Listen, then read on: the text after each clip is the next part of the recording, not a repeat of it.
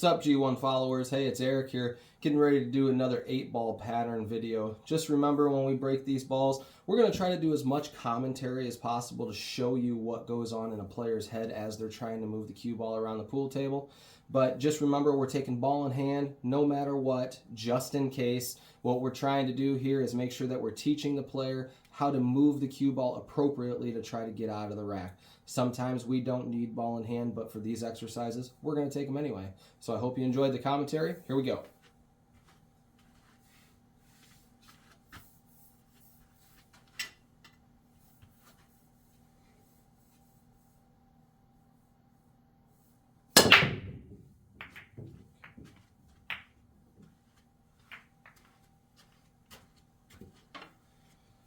So the break's dry, and it's really good that we're taking ball in hand for this one because this one's tough. So as we're looking, what we want to identify the problem balls and the weird balls. So problem balls are balls that are tied up. Weird balls are just kind of balls that are tough to get to. So let's take a look at solids first. We can see a lot of craziness that's going on here. So first thing, the 7 ball is kind of tied up with the 13. The 1 ball is kind of tied up with the 8.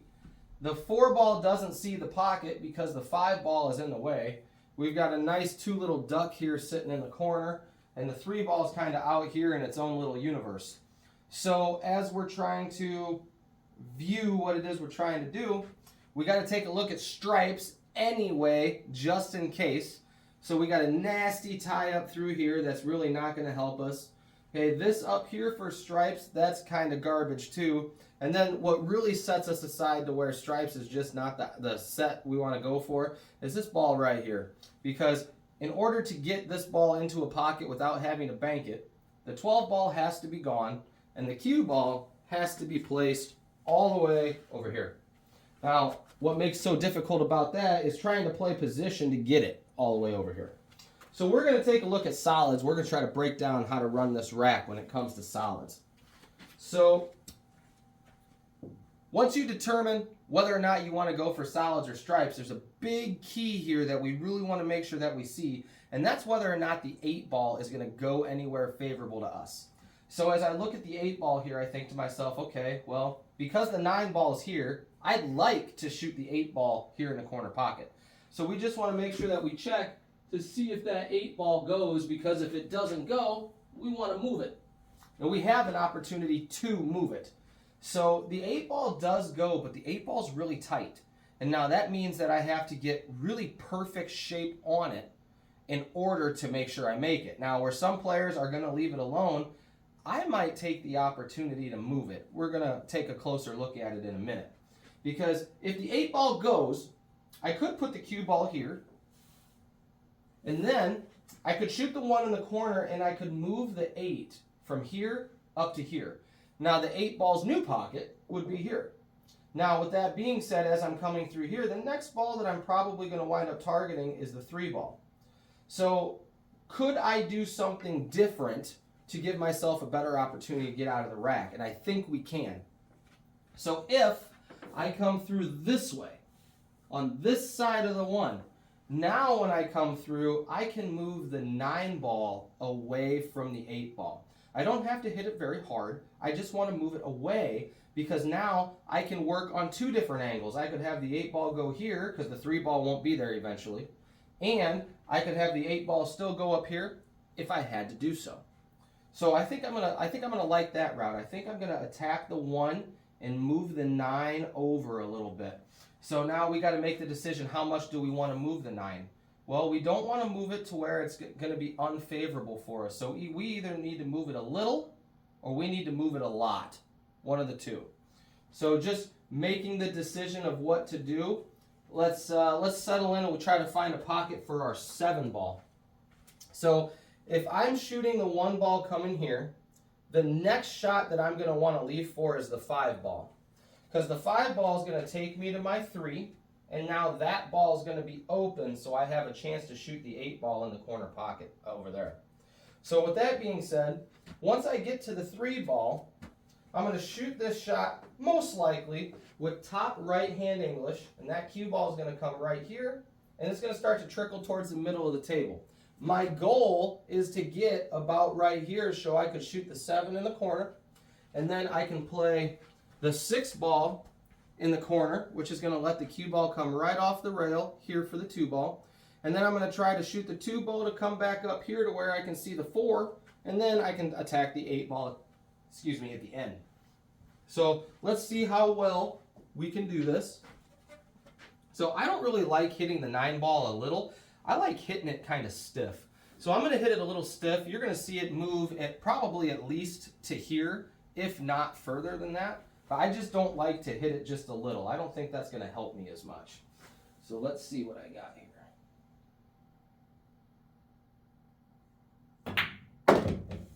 There we go. I don't mind that at all. That's a good spot. All right, so we pocketed the 1. So now what we want to make sure we do here is we leave ourselves just an opportunity for the 3. So I'm going to put right hand English on this ball, straight right, and I'm not going to hit it really hard because it's going to hold the cue ball. After I hit the rail, it's going to send the cue ball this way. I'm trying to get the angle again to get about right here so I can hit this ball in this pocket, drive the cue ball right here, and come back out towards the middle of the table for those balls. Let's see what we can do here. Slow roll with right hand English. Good shot. All right, so now we've got our nice angle. Now it's time to hit a shot here. The goal is anywhere to get from probably about dead middle of the table to just past the 7 ball where I could run into these balls and still be okay. We don't want to be stuck over here. So what we want to realize is it's okay to go after the 2 ball if we go too far. We don't want to go so far that we're stuck. We just want to make sure we're trying to get to the middle of the table. So that's going to be my goal. Get to the middle of the table. Let's see what happens here. Get to the middle of the table. Great shot. So I came up a little short, but short is completely fine. So now I'm going to shoot the 7. And when I shoot the 7, the cue ball is going to naturally want to go this way. So I'm going to play its tangent line. I'm just going to hit it firm. And I'm going to send the 7, I'm going to send the cue ball this way, back out towards those 2 balls that are down there in the corner pocket. So just got to make it, hit it a little firm, just below center ball so it stays on that line. Nice shot. Okay. So now here we are with our 6 and our 2. So we're getting towards the end here. So we just want to make sure we check our window. I got to get between the 9 ball and the 14 to have my best shot at the 4 ball. So let's say I wind up on the left side of the 4 ball. Well, now I'm going to have to come around 1 rail, 2 rails back to here because the 8 ball still goes by the 10. But if I get on the right side, okay, either that means straight in or anywhere just to here where I can see it, I can shoot the 4 ball and either stop the ball if I'm straight in or send the cue ball just to the rail and back out to shoot the 8 ball in the corner pocket. So let's come back to here now. Let's see what we can do here. So I'm going to shoot the 6 ball. Now I'm going to shoot the 6 ball with left hand English. I'm going to shoot that because I would love to have this angle right here to shoot the 2 ball. If I just shoot it with center ball is going to bring it this way. If I shoot it with left hand English, the cue ball is going to want to come this way. So my goal is to get over here so I can just come off the rail and I can start to come out this way to get around this area so I could shoot the 4 ball in the corner pocket and end our game. So I'm going to shoot a slow roll with left hand English just so the English takes. Ooh, I even hit the 2 ball. Uh-oh. But we're still okay. No worries there. So now I can do 2 things. I can come off the rail and out, or I could just draw back this way too. This isn't too bad. So I'm going to go ahead and draw this shot just because when I follow through now I'm a little straighter than I wanted to be, so I'm going to have to hit it a little harder to get it to drive to the rail with the high English. So I'd rather just come straight back. I don't want to hit the rail in this case because it's going to be easier to draw the ball. So let's go ahead and shoot this with some draw. I'm going to try to get right along, just in this area. I should be okay as long as I'm here all the way through here. So this whole area I'm going to be okay to get in. So let's just try to make sure that I get there.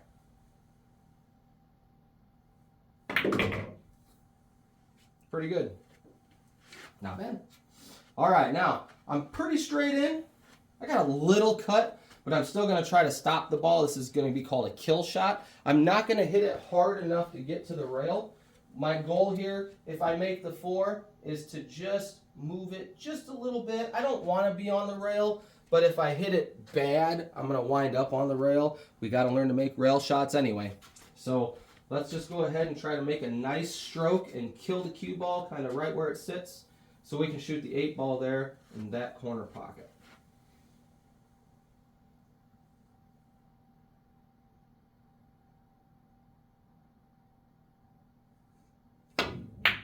All right, we got to the rail.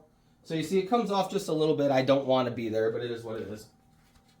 So now, call the 8 ball in the corner pocket, buckle down. You already did the hard part. Now let's make the easy one. 8 in the corner. All right.